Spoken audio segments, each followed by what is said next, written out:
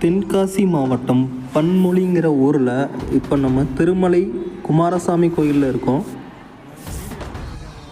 இந்த கோவில் தென்காசியிலேருந்து 10 கிலோமீட்டர் தூரத்தில் அமைஞ்சிருக்கு. மலை அடிவாரத்திலிருந்து கோயிலுக்கு செல்ல தார் சாலைகளும் இருக்குது, படிக்கட்டுகளும் இருக்குது.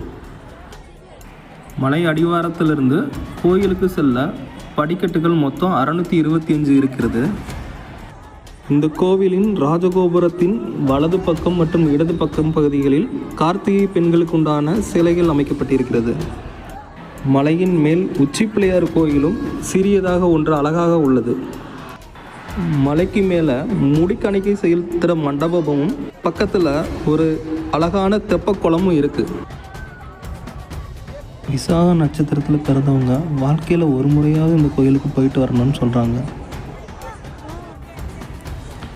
இந்த கோவிலில் பக்தர்கள் சாமி தரிசனம் செய்து வெளியே வருவதற்காக 2 பக்கங்களும் படிக்கட்டுகள் அமைக்கப்பட்டிருக்கிறது. அதில் மயில்கள் அழகாக வரைந்திருக்கிறார். அன்னதானம் மண்டபம் இருக்குது. இங்கே தினந்தோறும் 100 பேருக்கு டோக்கன் மூலம் அன்னதானம் கொடுத்துக்கிட்டு இருக்காங்க. நாங்கள் தை அமாவாசைக்கு போயிருந்தோம். கோயிலை சுற்றி விளக்கு வைத்து அன்று இரவு தங்கத்தேரும் இழுத்து கொண்டு வந்தவங்க வானவேடிக்கையும் விட்டிருந்தார்கள்.